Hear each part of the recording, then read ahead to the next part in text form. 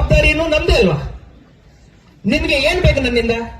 ಜಿಲ್ಲಾಧಿಕಾರಿಯಾಗಿ ನಾನಿರ್ಲಿ, ನನ್ನ ಪೊಲೀಸ್ ವರಿಷ್ಠಾಧಿಕಾರಿರವರಿರ್ಲಿ, ಅವರಿಂದ ನಿಮ್ಮ ನಿರೀಕ್ಷೆ ಏನು? ನೀವ್ ಏನ್ ಹೇಳ್ತಿರೋ, ನೀವು ರೈತರ ಪರವಾಗಿ ಹೇಳ್ತೀರಿ.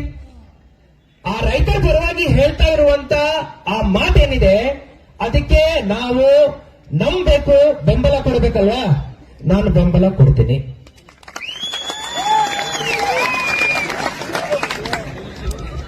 ಕಾರ್ಖಾನೆ ಒಳಗಡೆ ಗುರೂಜಿರವರು ಹೇಳಿದ್ದಾರೆ, ಕಾರ್ಖಾನೆ ಒಳಗಡೆ ಗುರೂಜಿರವರು ನನಗೆ ಹಿಂದಿನ ಮೀಟಿಂಗ್ ಅಲ್ಲಿ ಹೇಳಿದ್ದಾರೆ, ಚುನ್ನಪ್ಪರವರು ವೇದಿಕೆ ಮೇಲೆ ಪ್ರಸ್ತಾಪ ಮಾಡಿದ್ದಾರೆ, ರಿಕವರಿನಲ್ಲಿ ಭಯಂಕರ ಮೋಸ ಆಗುತ್ತೆ ಅಂತ ಹೇಳಿದ್ರು. ನೀವು ಹೆಂಗ್ ಹೇಳ್ತೀರೋ ಅದರ ಪರಿಹಾರ ಹಂಗ್ ಕೊಡ್ತೀನಿ.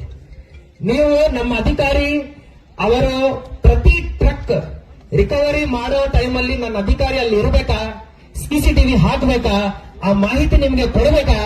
ನೀವು ಹೆಂಗ್ ಹೇಳ್ತೀರೋ ಹಂಗ್ ಮಾಡ್ತೀನಿ. ನಿಮ್ಮ ಚುನ್ನಪ್ಪರವರು ರೈತ ಮುಖಂಡರಲ್ಲ, ಅವರು ಕಂಪ್ಯೂಟರ್ ಸಾಫ್ಟ್ವೇರ್ ಇಂಜಿನಿಯರ್. ಹಿಂದಿನ ಮೀಟಿಂಗ್ ಅಲ್ಲಿ ಅರ್ಧ ತಾಸು ನನಗೆ ಆ ತೂಕದ ಸೇತುವೆ ಇರುತ್ತಲ್ವಾ, ಅದರಿಂದ ಎಷ್ಟು ವೈರ್ ಯಾವ ಕಂಪ್ಯೂಟರ್ ಅಲ್ಲಿ ಹೆಂಗ್ ಹೋಗುತ್ತೆ ಅಂತ ಹೇಳಿ ನನಗೆ ಡ್ರಾಯಿಂಗ್ ಮಾಡಿ ತೋರಿಸಿದೆ.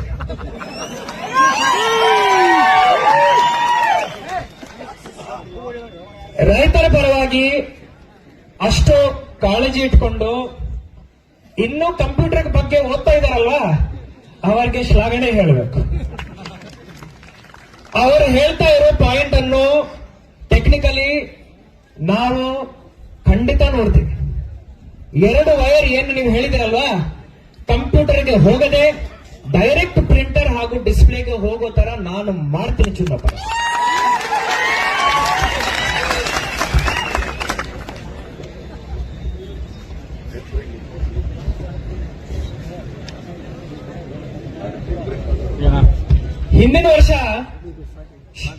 ಹಿಂದಿನ ವರ್ಷ ಚುನ್ನಪ್ಪರವರು ಎಲ್ಲ ತೂಕ ಸೇತುವೆಗಳಲ್ಲಿ ಡಿಜಿಟಲೀಕರಣ ಆಗಬೇಕಂತ ಹೇಳಿದ್ರು. ನಾನು ಅವಾಗ ಚುನ್ನಪ್ಪರವರಿಗೆ ಹೇಳಿದ್ದೀನಿ, ಗುರುಜಿರವ್ರು ನೀವು ಇದ್ರ ಅವಾಗ ಹೆಂಗ್ ಮಾಡ್ಲಿಕ್ಕೆ ಸಾಧ್ಯರಿ? ಅಷ್ಟೆಲ್ಲ ಬ್ರಿಡ್ಜ್ಗಳಿರ್ತಾವೆ, ಪ್ರತಿಯೊಂದು ಫ್ಯಾಕ್ಟರಿ ಎದುರುಗಡೆ ಬ್ರಿಡ್ಜ್ ಇರ್ತಾವೆ, ಹೆಂಗ್ ಮಾಡೋದಂತ. ಅವರು ಚುನ್ನಪ್ಪರವರು ನನಗೆ ಹೇಳಿದ್ರು, ಸರ್ ನೀವು ಮನಸ್ಸು ಮಾಡಿ ಆ ಡಿಪಾರ್ಟ್ಮೆಂಟ್ ಅವರನ್ನು ಕರೆಸಿ ಅವರಿಂದ ಈ ಕೆಲಸ ಮಾಡಿಸ್ರಿ ಅಂತ ಹೇಳಿದ್ರು. 1 ವರ್ಷ ನಂತರ ಬಹಳ ಹೆಮ್ಮೆಯಿಂದ ಹೇಳ್ತಾ ಇದ್ದೀನಿ, ನೀವು ಹೇಳಿರೋ ಮಾತು ಈಗ ಸತ್ಯ ಆಗಿದೆ. ಪ್ರತಿ ಒಂದು ತೂಕದ ಸೇತುವೆನಲ್ಲಿ ಡಿಜಿಟಲೀಕರಣ ಆಗಿದೆ.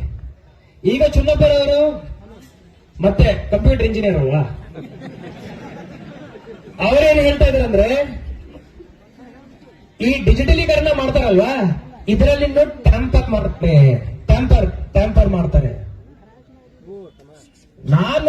ನಾನು ಇಂಜಿನಿಯರ್, ಆದ್ರೆ ಚುನ್ನಪ್ಪ ಅವರನ್ನು ಕೇಳಿದ್ದೆ ನಾನು, ಹೆಂಗ್ ಟ್ಯಾಂಪರ್ ಮಾಡ್ತೀರಿ ಅಂತ ಕೇಳಿದೆ. ಆವಾಗ ಬಹಳ ಟೆಕ್ನಿಕಲಿ ಏನೋ ಎಕ್ಸ್ಪ್ಲೇನ್ ಮಾಡಿದ್ರು. ಹಂಗ ಒಂದು ವೈರ್ ಇರುತ್ತೆ, ಅದನ್ನ ಹಿಂಗ್ ತೆಗಿಬೇಕು, ಮತ್ತೆ ಹಂಗ್ ಕಟ್ ಮಾಡಬೇಕು, ಅದರಲ್ಲಿ ಹಿಂಗ್ ಅದನ್ನು ಸೇರಿಸಬೇಕು. ನನಗೆ ಬರೀ ಹಿಂಗ ಅರ್ಥ ಆಯ್ತು ಅಷ್ಟೇ. ತೀರಾ ಹೋಗಿ ಏನ್ ಮಾಡ್ಲಿಕ್ಕೆ ಸಾಧ್ಯ ಅಂತ ನಾನು ಕೇಳಿದ್ದೆ. ಚುನ್ನಪ್ಪರವರು ಹೇಳಿದ್ರು, ಇವತ್ತನೇ ನೀವು ಒಂದು ಆದೇಶ ಹೊರಡಿಸಬೇಕು.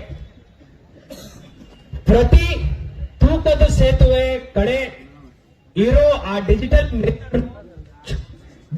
ಮೀಟರ್ ನಿಗಾ ಮಾಡಲಿಕ್ಕೆ, ಅದರ ಮೇಲೆ ನಿಗಾ ಇಡಿಸಲಿಕ್ಕೆ ನಿಮ್ಮ ಅಧಿಕಾರಿ ಅಂದ್ರೆ ಜಿಲ್ಲಾಡಳಿತದಿಂದ ಒಬ್ಬ ಅಧಿಕಾರಿ ಇರ್ಬೇಕು, ಪೊಲೀಸ್ ಅಧಿಕಾರಿ ಒಬ್ಬರು ಇರ್ಬೇಕು, ಜೊತೆಯಲ್ಲಿ ರೈತ ಸಂಘಟನೆಯಿಂದ ಒಬ್ಬ ಮುಖಂಡರು ಇರ್ಬೇಕಂತ ಹೇಳಿದ್ರು. ಇಲ್ಲಿ ಮಠ ನಾವು ಆ ರೀತಿಯ ಆದೇಶವನ್ನು ಹೊರಡಿಸಲಿಲ್ಲ. ಚಿನ್ನಪ್ಪರವರೇ, ನೀವು ಹೇಳಿದ ನಂತರ 2 ತಾಸಲ್ಲಿ ಆದೇಶ ಮಾಡಿದ್ದೀವಿ. ಇಷ್ಟೆಲ್ಲ ಕೆಲಸ ನಾವು ಮಾಡ್ತಾ ಇರುವಾಗ ನನಗೆ ಆಕ್ಚುಲಿ ಆರಾಮ್ ಇರ್ಲಿಲ್ಲ ಗುರುಜಿ. ಇಲ್ಲ ಅಂದ್ರೆ ಈ ಸಮಸ್ಯೆ ಇಲ್ಲಿ ತನಕ ಬರ್ತಾ ಇರ್ಲಿಲ್ಲ. ನಾವೆಲ್ಲರೂ ಎಲ್ಲೆಲ್ಲಿ ಕುತ್ಕೋಬೇಕು ಅಲ್ಲೇ ಕುತ್ಕೊಂಡು ಮುಕ್ತಾಯ ಮಾಡ್ತಾ ಇದ್ದೀವಿ. ನನ್ನ ಮೇಲೆ ಪ್ರೀತಿ ನಂಬಿಕೆ ಇಟ್ಕೊಳ್ಳಿ. ನಿಮ್ಮ ಎಲ್ಲ ಮುಖಂಡರ ಜೊತೆ ನಾನು ಜವಾಬ್ದಾರಿ ತಗೊಂಡು ನಾನು ಮಾತುಕತೆಯನ್ನು ನಡೆಸ್ತೇನೆ. ಚುನ್ನಪ್ಪರವರು, ಮಿಸ್ಟರ್ ಚುನ್ನಪ್ಪಜಿ, ಯಾವಾಗ ಎಲ್ಲಿ ಯಾವ ಪರಿಸ್ಥಿತಿನಲ್ಲಿ ನಾನು ಬರ್ಬೇಕಂತ ನೀವು ಹೇಳ್ರಿ, ನಾನು ಬರ್ತೇನೆ. ನೀವು ಯಾರ ಜೊತೆ ಏನ್ ಮಾತಾಡ್ಬೇಕಂತ ಹೇಳಿ. ನಿಮ್ಮ ಪದಗಳೇನಿದಾವೆ ನನ್ನ ಬಾಯಿಂದ ನಾನು ಮಾತಾಡ್ತೀನಿ. ಆದರೆ ರೈತರು ಬೀದಿ ಮೇಲೆ ಇರಬಾರ್ದು, ಅಷ್ಟೇ ನನ್ನ ಬೇಡಿಕೆ. ಒಂದ್ಸತಿ ಚುನ್ನಪ್ಪರವರು ನಾನು ಹೆಸ್ಕಾಂ ಎಂ ಡಿ ಇದ್ದಾಗ ಒಂದ್ ದೊಡ್ಡ ಹೋರಾಟ, ಕೇಳ್ರಿ ಬಹಳ ಇಂಪಾರ್ಟೆಂಟ್ ಇದೆ. 10,000 ಜನರನ್ನು ನನ್ನ ಹೆಸ್ಕಾಂ ಆಫೀಸ್ ಎದುರುಗಡೆ ಸೇರಿಸಿದ್ರು. ಜೊತೆನಲ್ಲಿ ದೊಡ್ಡ ಪಾತ್ರೆಗಳನ್ನು ಹಿಂದಿನ ಟ್ರ್ಯಾಕ್ಟರ್ ಇಂದ ತೆಗಿತಾ ಇದ್ರು, ದೊಡ್ಡ ಪಾತ್ರೆಗಳು. ನಾನು ನನ್ನ ಮನೆ ಹಿಂದೆ ಇತ್ತು, ಹೊರಗಡೆ ಬಂದೆ. ಏನ್ರಿ ಚುನ್ನಪ್ಪರವರೇ ಇಷ್ಟೆಲ್ಲ ಪಾತ್ರೆಗಳನ್ನು ತೆಗಿತಾ ಇದ್ರಿ ಟ್ರ್ಯಾಕ್ಟರ್ ಇಂದ ಅಂದ್ರೆ, ಇವತ್ತು ನಾವು ನಿಮ್ಮ ಕಚೇರಿ ಎದುರುಗಡೆನೆ ಪಲಾವ್ ಮಾಡ್ಕೊಳ್ತಾ ಇದೀವಿ ಅಂತ ಹೇಳಿ. ಆವಾಗ ರೈತರಿಗೆ ಬರೇ 5 ತಾಸು ಕರೆಂಟ್, 3 ತಾಸು ಕರೆಂಟ್ ಕೊಡ್ತಾ ಇದೀವಿ. ಆ ಪಲಾವ್ ರುಚಿ ಎಷ್ಟು ಚೆನ್ನಾಗಿತ್ತಂದ್ರೆ ಅದೇ ದಿವಸ ನಾವು 10 ತಾಸಿಗೆ ಇನ್ಕ್ರೀಸ್ ಮಾಡಿದ್ವಿ. ಆ ಪಲಾವ್ ತಪ್ಪನೆ ನಾನು ಮಾಡ್ತೀನಿ. ಹಂಗ ನಮ್ಮ ಎಲ್ಲರ ಅನುಬಂಧ ಇದ್ದಾಗ, ಹಂಗ ನಮ್ಮ ಎಲ್ಲರ ಮಧ್ಯ ಪ್ರೀತಿ ವಿಶ್ವಾಸ ಇದ್ದಾಗ ಈ ರೀತಿಯ ಸಂದರ್ಭ ನಾನಿಲ್ಲಿ ಬಂದ ನಂತರ ಆಗಬಾರದು. ನಾನು ಎಲ್ಲ ನಿಮ್ಮ ಕೆಲಸ ಮಾಡಲಿಕ್ಕೆ ರೆಡಿ ಇದೆ. ಆದರೆ ನನ್ನ ಮೇಲೆ ವಿಶ್ವಾಸ ಇಟ್ಕೊಂಡು ನೀವು ಎಷ್ಟು ಸತಿ ಹೇಳಿದಿರೋ ಅಷ್ಟು ಸತಿ ಗುರೂಜಿ ನಾನು ಅವ್ರ ಜೊತೆ ಮಾತಾಡಿದ್ದೀನಿ. ನಾನು ನನ್ನ ಕೆಲಸ ಮಾಡಲಿಲ್ಲ ಅಂತ ಹೇಳಿದ್ದೇನೆ ಇಲ್ಲ. ನಿಮ್ಮ ಪರವಾಗಿ ನಾನು ಕೆಲಸ ಮಾಡಿದೆ. ಬರೋ ದಿನಗಳಲ್ಲಿನೂ ನಿಮ್ಮ ಪರವಾಗಿ ನಾನು ಕೆಲಸ ಮಾಡ್ತೇನೆ. ನಂದು ಅಷ್ಟೇ ಬೇಡಿಕೆ. ಈಗ ನಿಮ್ಮ ತೀರ್ಮಾನ ನೀವು ತಗೊಳ್ಳಿ. ಇಲ್ಲೇ ಇರ್ಬೇಕಂದ್ರೆ ಇಲ್ಲೇ ಇರ್ತೀನಿ. ನನ್ನ ಬೆರ ಮಾಡೋ ಅವಶ್ಯಕತೆ ಇಲ್ಲ, ನನ್ನನ್ನು ಬೆರ ಮಾಡೋ ಅವಶ್ಯಕತೆ ಇಲ್ಲ. ನಾನು ಇಲ್ಲೇ ಇರ್ತೇನೆ. ಆದ್ರೆ ರಸ್ತೆ ಮೇಲೆ ರೈತ ಬಾಂಧವರು, ರೈತ ದೇವರು ಇಲ್ಲಿ ಇರಬಾರ್ದು. ಧನ್ಯವಾದಗಳು.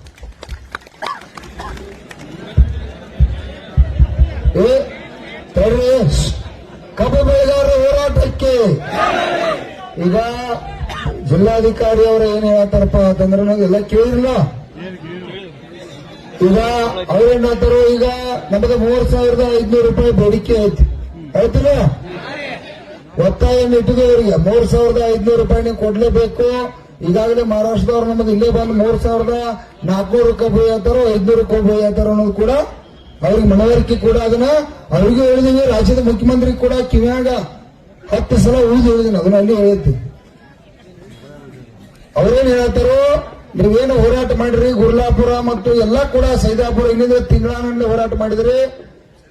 ನಾನು ಅದನ್ನ ಬದಲು ನಿರಂತರವಾಗಿ ಪ್ರಯತ್ನ ಮಾಡಿ ಅದು ಮೊದಲ 50 ಇತ್ತು, ಆಮೇಲೆ 50 ಇತ್ತು, ಆಮೇಲೆ ಇದನ್ನೆಲ್ಲ ಗುದ್ದಾಡಿ ಸರಾಸರಿ 3,200 ರೂಪಾಯಿಗೆ ನಾನು ಇಲ್ಲಿ ತಂದಿಟ್ಟನು. ನಿಮ್ಮೆಲ್ಲರ ಕೇಳ್ರಿ, ಪೂರ್ತಿ ಕೇಳ್ರಿ. ನಿಮ್ಮೆಲ್ಲ ಹೋರಾಟ ಅಂದ್ರೆ 3,200 ರೂಪಾಯಿಗೆ ಇಲ್ಲಿ ತಂದಿಟ್ಟೈತಿ. ಇನ್ನಗೂ ಕೂಡ ನಿಮಗೆ ಹೆಚ್ಚಿಗೆ ನಾವು ಕೊಡಿಸ್ಬೇಕು ಅಂದ್ರ ನಾನು ನಿಮ್ಮೆಲ್ಲದಕ್ಕೂ ರೆಡಿ ಅದನ್ನು. ನಾನು ಕೂಡ ಇಲ್ಲಿ ವೇದಿಕೆ ಮೇಲೆ ಕೊಡಬೇಕು ಅಂತನು. ಆದ್ರೂ ಕೂಡ ರೈತರ ಇವತ್ ನಾವು ಬೀದಿ ಒಳಗೆ ಬೇಡ ಅನ್ನುವಂತ ವಿಚಾರನ ಹೇಳತ್ತಾರ. ಆದ್ರೂ ಕೂಡ ಸರ್ ದಯವಿಟ್ಟು ತಮ್ಮಲ್ಲಿ ವಿನಂತಿ, ತಾವಂತೂ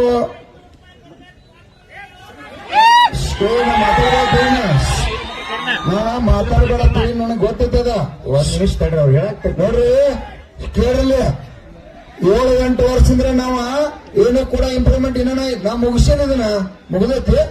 ಅವ್ರೇನ್ ಹೇಳ್ತಾರ, ಈಗ ಅವ್ರ ಜವಾಬ್ದಾರಿ ಇರ್ತೈತಿ. ಕಾರ್ಖಾನೆಗಳು ಕೂಡ ಇವರೇ ಚಾಲೂ ಮಾಡಿಸ್ಬೇಕು, ಬಂದ್ ಮಾಡ್ಬೇಕು. ಈಗ ಗೌರ್ಮೆಂಟ್ ಆರ್ಡರ್ ಇದ್ದು ಕೂಡ ನೀವೆಲ್ಲ ಒಕ್ಕಟ್ಟಿದ್ದವ್ರಿಗೇನ ಲಕ್ಷಾಂತರ ಜನ ಸೇರಿರಿ. ರಾತ್ರಿ 9 ಗಂಟೆ ಆಗೈತಿ, ಅವ್ರಿಗೆ ಗೊತ್ತಾಗೋದಿಲ್ಲಂದ್ರೆ ನೀವೆಲ್ಲ ಗಟ್ಟಿ ಆಗಿರತ್ತೇವೆ. ಅವ್ರು ಕೂಡ ಇವತ್ತ 3,200 ರೂಪಾಯಿಗೆ ಬಂದಾರ. ನಮ್ಗೆ 500 ಬರ್ಬೇಕಾಗೈತಿ, ಹೌದಲ್ಲ? ಬರ್ಬೇಕಾಗೈತಿ ಅಂದ್ರೆ ನೀವು ಕೂಡ ತಾಳ್ಮೆ ತಗೋಬೇಕು. ಕೇಳ್ರಿ, ತಾಳ್ಮೆಯನ್ನು ನಾವು ಕೂಡ ತಗೋಬೇಕು. ಜಿಲ್ಲಾಧಿಕಾರಿಯಲ್ಲಿ ಸಾಹೇಬರಲ್ಲಿ ವಿನಂತಿ ಮಾಡ್ಕೊತು. ಕೇಳ್ರಿ, ಗಡಬಡಿಸ್ಬೇಡ್ರಪ್ಪ. ನಮ್ ಕಬ್ಬು ಕೂಡ ಹೋಗ್ಬೇಕಾಗೈತಿ. ಕಬ್ಬು ಕೂಡ ಕಾರ್ಖಾನೆ ಚಾಲೂ ಆಗ್ಬೇಕಾಗೈತಿ, ಬೆಲೆನೂ ನಿಗದಿ ಆಗ್ಬೇಕಾಗೈತಿ. ಎರಡು ಕೂಡ ಪಾತ್ರ ಅದಾವ ಇಲ್ಲೋ? ಯಾಕಂದ್ರೆ ಇನ್ನೊಂದು 8 ದಿನ ಹೋತಪ್ಪ ಅಂದ್ರ ಮತ್ ನೀವ ಚಾಲೂ ಮಾಡಿರ್ತೀರಿ, ಹೋರಾಟ ಮಾಡುವಂತ ಸಂದರ್ಭ ಆಗಬಾರ್ದು. ಅದಕ್ಕಾಗಿ ಜಿಲ್ಲಾಧಿಕಾರಿ ಅವರಲ್ಲಿ ವಿನಂತಿ ಮಾಡ್ತೀವಿ, ತಾವ ಇಷ್ಟೆಲ್ಲಾ ಪ್ರಯತ್ನ ಮಾಡಿ, ನಮ್ಮೆಲ್ಲರ ಸಹಕಾರ ಮೇರೆಗೆ ತಾವೆಲ್ಲ ಪ್ರಯತ್ನ ಮಾಡಿ, ಹಗಲು ರಾತ್ರಿ ಕೂಡ ಆರಾಮಿಲ್ದರು ಕಾರ್ಖಾನೆ ಮಾಲೀಕರ ಜೊತೆ 100 ಸಲ ಮಾತಾಡಿ ನಾವು ಬೇಡಿಕೆ ಇಟ್ಟಿರ್ತಕ್ಕಂಥದಕ್ಕೆ ನೀವು 50% ತಗೊಂಬಂದಿರಿ. ಇನ್ನ ಕೂಡ 50% ನಮ್ಗೆ ಅವಶ್ಯಕತೆ ಐತಿ. ಯಾಕೆ ಅವಶ್ಯಕತೆ ಐತಂದ್ರ ಅವ್ರು 7-8 ವರ್ಷದಿಂದ ಒಟ್ಟೆ ರೊಕ್ಕ ಕೊಟ್ಟಿಲ್ಲ ನಮಗ. ಅವರ ವರ್ಷ ಬರೀ 150 ಕೊಟ್ಕೋತ ಬಂದಿರೋ ಕೂಡ ಇವತ್ತ ಲಕ್ಷಾಂತರ ಜನ ಇಲ್ಲಿ ಕಬ್ಬು ಬೆಳೆಗಾರರು ಒಕ್ಕಟ್ಟಾಗದ್ರಿಕ್ಕಿಲ್ಲ.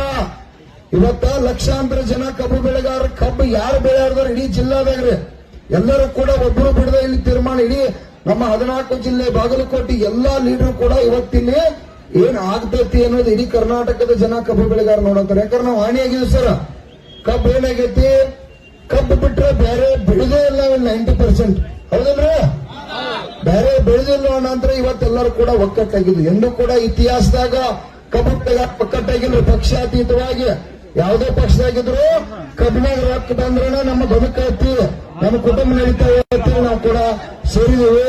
ದಯವಿಟ್ಟು ನಮ್ದೇನ ಕೇಳಿ 3,000 ನಮ್ದು 500 ಬೇಡಿಕೆ ಐತಿ, ಒತ್ತಾಯ ಕೂಡ ಐತಿ. ಈಗ ನಾವು ಮಹಾರಾಷ್ಟ್ರಕ್ಕ ಈಗಾಗಲೇ 3,400 ರೂಪಾಯಿ 10 ರೂಪಾಯಿ ಕಬ್ಬು ಕೂಡ ಹೋಗ್ತಾ ಇದ್ದೀವಿ. ದಯವಿಟ್ಟು ಕಾರ್ಖಾನೆಯವರಿಗೆ ಅವ್ರಿಗೆ ಇನ್ನಟ್ಟು ಕೂಡ ಒತ್ತಾಯ ಮಾಡ್ರಿ. ಯಾಕಂದ್ರೆ ಅವರೆಲ್ಲ ಪ್ರಬಲದಾರ್ರಿ. ದಯವಿಟ್ಟು ಅವ್ರು ಯಾರು ಕೂಡ ಬಡ್ರಿಲ್ಲ. ಅವ್ರು 5-6 ವರ್ಷದಿಂದ ಏನ್ ಬೇಕಾದ್ರೂ ಮಾಡಿದಾರೆ ನಾವು ಕೇಳಿಲ್ಲ. ಯಾಕಂದ್ರೆ ಸುಭಾಷ್ ಹೌದನ್ನ ಕೇಳೇ ಇಲ್ಲ, ಅವ್ರನ್ನ ಮಾತಾಡಿಸೇ ಇಲ್ಲ. ಏನ್ ಬಿಡಪ್ಪ ಹೋಗುವತಕ್ಕಂತ ಹಿಂದೆ ಕೊಟ್ಟಾರ ನಾಳೆ ಕೊಟ್ಟಾರ ಬಿಟ್ಟು ಸರ. ಅದಕ್ಕಾಗಿ ದಯವಿಟ್ಟು ಅವರಿಗೆ ಇನ್ನಟ್ಟ ತಾವು ಒತ್ತಾಯ ಮಾಡಿ ನಮಗೆ 3,400 ನಾವು ನಕ್ಕಿ ಘೋಷಣೆ ಮಾಡ್ಬೇಕಂತೇಳಿ ವೇದಿಕೆ ಪರವಾಗಿ ಒತ್ತಾಯ ಮಾಡ್ತಾ ಇದ್ದೀವಿ.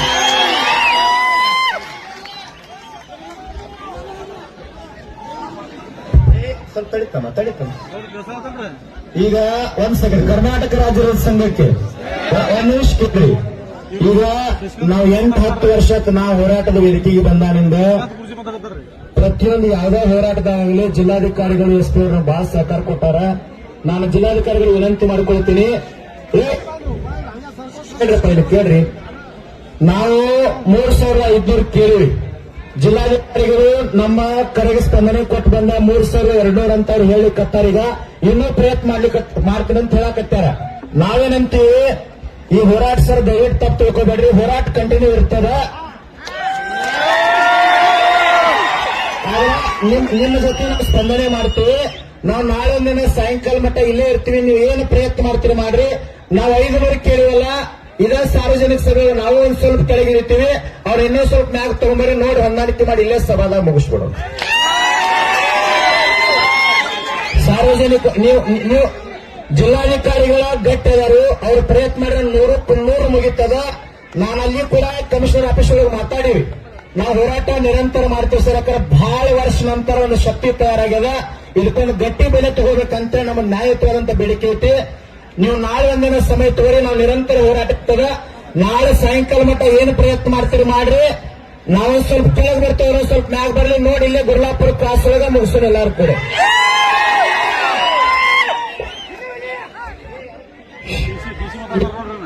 ಈಗ ಈಗ ಈಗ ಯಜಮಾನ್ರಲ್ಲಿ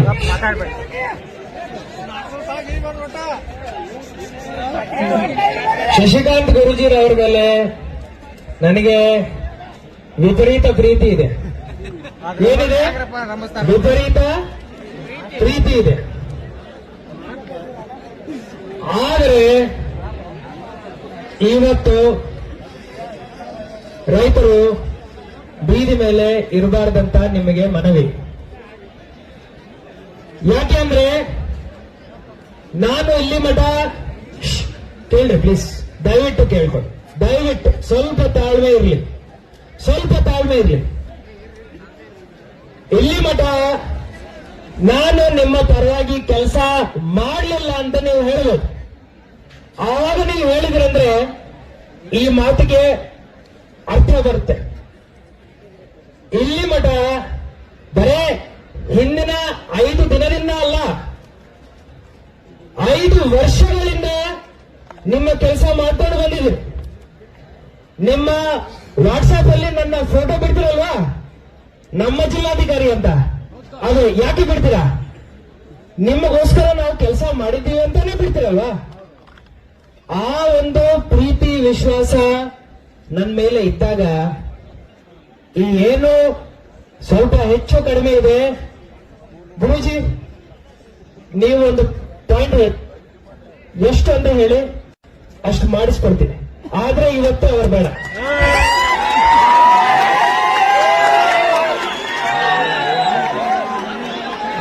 ಸರ್ ಏನ್ ಹೇಳ್ರಪ್ಪ, ಇದು ಸರ್ ಇಲ್ಲಿ ಕೇಳ್ತಾರೆ ಸರ್.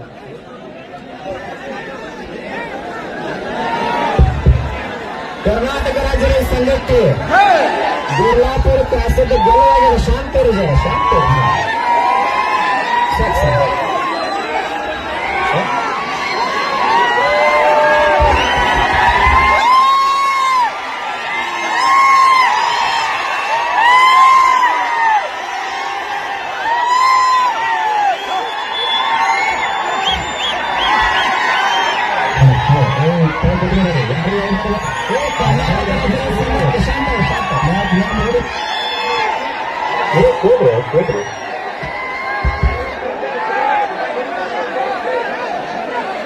ಕರ್ನಾಟಕ ರಾಜ್ಯ ರೈತ ಸಂಘಕ್ಕೆ 2 ನಿಮಿಷ ಶಾಂತ ಇರ್ತೀರಿ, 2 ನಿಮಿಷ ಶಾಂತ ಇರ್ತೀರಿ ಸರ್. 3,410 ರೂಪಾಯಿ ಮಹಾರಾಷ್ಟ್ರದವ್ರು ಹೇಳಿಕೊಡ್ತಾರ.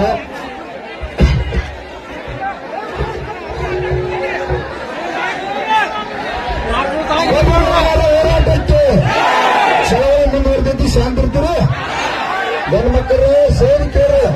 ಈಗ ಕೇಳಿ, ನಾವೇ ಕೂಡ ಇವತ್ತು 1 ಲಕ್ಷ ಜನ ಬಂದ್ರೆ ನಾಳೆ 2 ಲಕ್ಷ ಜನ ಸೇರ್ಬೇಕು ಅಷ್ಟೇ.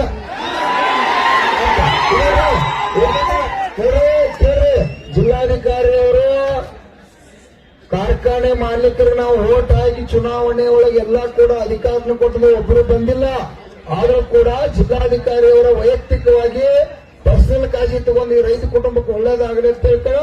ಅವ್ರ ಪ್ರಯತ್ನ ಮಾಡಿದಕ್ಕೆ ಕೂಡ ನಾವು ಅಭಿನಂದನೆಯನ್ನು ಹೇಳ್ಬೇಕಾಗತ್ತೆ. ಈ ಬೆಳೆ ಒಬ್ಬನೇ ಇರಬೇಕು, ನಮ್ಮನ್ನ ಇಚ್ಛ. ಯಾಕಂದ್ರೆ ಕಬ್ಬು ನಾವು ಬೆಳೆದು ನಮಗಿಟ್ಟು ಬೇಕು ಅದಕ್ಕೂ ನಾವು ತಗೋಣ. ಆದ್ರೂ ಅದ ಹುಲಿಯಾಗಿ ಕೆಲಸ ಮಾಡ್ಯಾರ. ಇಲ್ಲಿ ಕಾರ್ಖಾನೆ ಮಾಲೀಕರಂದ್ರ ನೀವೇನಂತ ಹಗಲು ತಿಳ್ಕೊಳಕ್ ಹೋಗ್ಬಾರ್ರಿ. ಅವ್ರ ಕೈಯಾಗ ಅಧಿಕಾರ, ರೊಕ್ಕ ಎಲ್ಲ ಕೊಟ್ಟವ್ರೆ ನೀವು ಇದ್ರಿ. ಅವ್ರ ಮನ್ಯಾಗ ಇವತ್ತಿನವರೆಗೆ ನಾವು ಯಾರು ಕೇಳೇ ಇಲ್ಲ. ರಾಜು ಶೆಟ್ಟಿ ಸಾಹೇಬ್ರನಂಗ ಒಂದು 4 ಮಂದಿನ MP ಗಳು ಮಾಡಿ MLA ಮಾಡಿ ಕಳಿಸಿರ್ತ. ಆದ್ರೆ ಅವ್ರು ನಮ್ಮ ನುಡಿ ಬಂದ ಬೀದಿ ಒಳಗೆ ಕೂಡ್ತೀರ. ಇದೆಲ್ಲ ಬೇಟೆಗೆ ಹೋದ್ರ ಅವ್ರ ಪುಣ್ಯಾತ್ಮಗಳು ಅವ್ರಲ್ಲ ಕೇಳ್ರಿ. ಇವತ್ತ ನೀವ್ ಹೆಂಗ ರೈತ ದೇವತೆಗಳು ಗೊತ್ತಾಗಿರಿ. ನಾಳೆ ಕೂಡ 2 ಲಕ್ಷ ಜನ ಸೇರಿಲ್ಲಿ ಅವರ ನಮ್ಮ ಪರವಾಗಿ ಕೆಲಸ ಮಾಡ್ತಾರ. ಯಾರಿಲ್ಲ ನಿಮ್ ತಲೆಯಾಗಿರ್ಬೇಕ.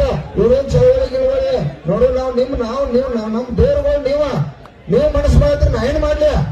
ಅಲ್ಪ ನೀವು ಬೇಕಾಗೈತಿ ಕಟ್ಟಿ ಹಾಕ್ತೀರ, ನಾವೊಬ್ಬ ಬಗೆಹರಿಸಕ್ ಬರ್ತೈತಿ. ನೀವೆಲ್ಲ ಹೂ ಅಂದ್ರನ ಬಗೆಹರಿಸ್ತು. ಈಗ ಜಿಲ್ಲಾ ಕೇಳ್ರಿ, ಈಗ ಇಷ್ಟೇ ಅದನ್ನ ಜಿಲ್ಲಾಧಿಕಾರಿ ಅವರು ಕೂಡ ಏನು ಮಾತು ಕೊಡ್ತಾರೋ ಅದ್ರ ಪ್ರಕಾರ ಅವರು ಕೂಡ ಪ್ರಯತ್ನ ಮಾಡ್ತಾರ. ಒಳ್ಳೆ ಅಧಿಕಾರಿಗಳು